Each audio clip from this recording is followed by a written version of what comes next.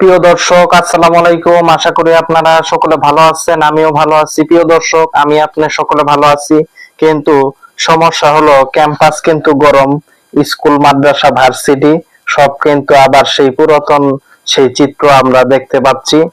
তো যাই হোক, আজকে অনেক ক্যাম্পাসে গরম পরিস্থিতি এবং এটা আসলে দুঃখজনক। তো সেই পরিস্থিতিতে আমি যেটা দেখলাম যে ছাত্র দল এবং ছাত্র শিবিরের যে সংঘর্ষ, যে পাল্টাপাল্টি অবস্থান, সেখানে দেখলাম খুব মর্মান্তিক কিছু চিত্র, যেগুলি মনে করেন যে অত্যন্ত মর্মান্তিক। যে ন্যাশনাল হাসপাতালে শিবিরের লোকেরা, জবির যে শিবির ভিপি সহ তারপরে যে তারা চিকিৎসা নিতে গেছে ওইখানে, ভালো কথা, কিন্তু সেখানে পর্যন্ত ছাত্রদল হামলা করলো। এবং ছাত্রদল যে হামলাটা করলো, এই হামলাটা মনে করিয়ে দেয় যখন 15ই জুলাই 2024 ঢাকা মেডিকেলে যখন ছাত্রলীগ শিক্ষার্থীদের উপরে হামলা করছিল, ঠিক সেরকম বিষয়টাকেই আসলে মনে করিয়ে দেয়। আর নৃশংস ভাবে পিটানো হয়েছে, শিকল দিয়া, অস্ত্র শস্ত্র দিয়া।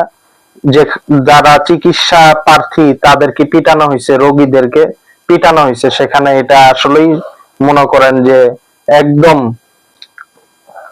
নিন্দাজনক একটি কর্মকাণ্ড।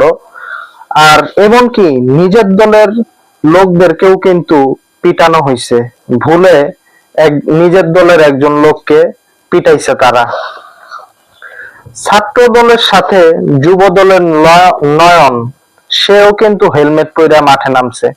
শুধু ছাত্র দল না, শিবিরকে কাউন্টার দেওয়ার জন্য যুব দলের নয়ন সে নিজেই হেলমেট পরে মাঠে নামছে, আপনারা সেটা দেখছেন। এবং এই যে হেলমেট পরে যে তারা মাঠে নামলো, এর মাধ্যমে কি বার্তা? তারা যে এতদিন বলতো যে হেলমেট পরে নাকি আমরা গুপ্ত ছিলাম বা শিবির গুপ্ত ছিল, এরকম কথা, এই কথা তো মিথ্যা। বরং আপনারাই যে হেলমেট বাহিনী, সেই হেলমেট বাহিনী গুপ্ত, সেটা তো আপনারা নিজেরাই প্রমাণ করলেন। এটা যুব দলের নয়ন কিন্তু নিজেই আসলে প্রমাণ দিল হাতে নাতে, যে কারা লুঙ্গির নিচে ছিল, কারা হেলমেট বাহিনী। তারপরে এবং কি কথা সত্য, কিন্তু আসলে আপনারা কয়েকটা প্রমাণ দেখেন। ছাত্র দল নিজেও ছিল গুপ্ত এবং ছাত্রলীগ ছিল, কিন্তু পরিবর্তিত পরিস্থিতিতে সেই সমস্ত গুপ্ত ছাত্রলীগের ছেলেপেলেরা আবার তারা ছাত্র দলে কামব্যাক করছে। এটা কিন্তু বাস্তব, এটা কিন্তু গুপ্ত অনেক নিউজও আছে এগুলি নিয়ে, আপনারা দেখতে পাচ্ছেন যে ছাত্রলীগ থেকে ছাত্র দলে যোগদান। তো আবার নিজেরা নিজেদের নেতা কর্মীদেরকেও কিন্তু সমকামিতায় লিপ্ত হওয়ার যে অভিযোগ, সে অভিযোগেও কিন্তু তারা বহিষ্কার করছে। তারা যে বলে শিবির সমকামী হ্যান ত্যান, একটা মিথ্যা ঘটনা প্রমাণ হয়েছে যে সেখানে জোরপূর্বক ছাত্রলীগের ছেলেপেলেরা ভয় দেখায় ওই দুইজন মাদ্রাসার ছাত্রের জবানবন্দি নিছে, কিন্তু তারা কোনো এই ধরনের কোনো কর্মকাণ্ড করে নাই। তারপরেও শিবির সমকামী হ্যান ত্যান কত কিছু, অথচ নিজেদের দলের লোকেদেরকেই কিন্তু সমকামিতার অভিযোগে ছাত্রদল কিন্তু বহিষ্কার করার নিউজও কিন্তু আছে। আপনারা সেগুলি দেখতেছেন যে ছাত্রদল নেতারা সমকামিতার অভিযোগে বহিষ্কার।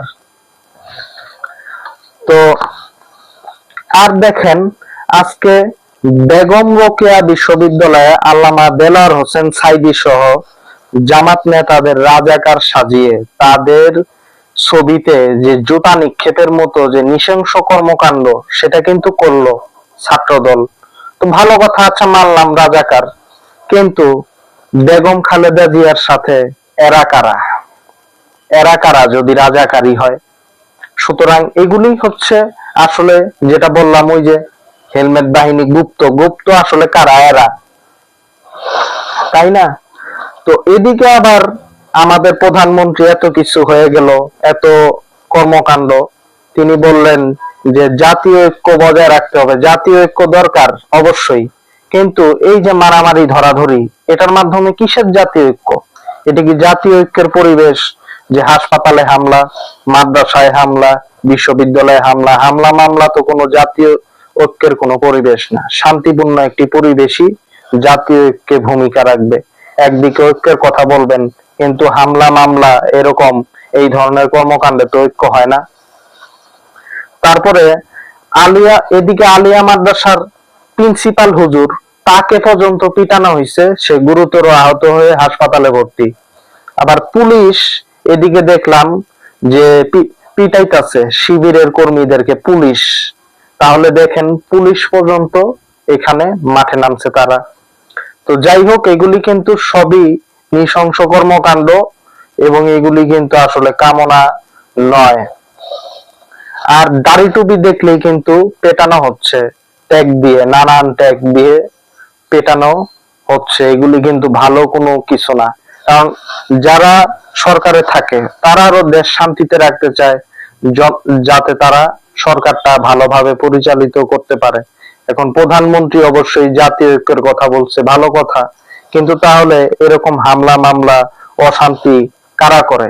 কালকেই তো 5 তারিখ জুলাইয়ের সেই গণ অভ্যুত্থান দিবস আপনারা যাকে ঘোষণা করছেন, তাহলে আজকে কেন এত অস্থিরতা, এত মারামারি ধরাধরি?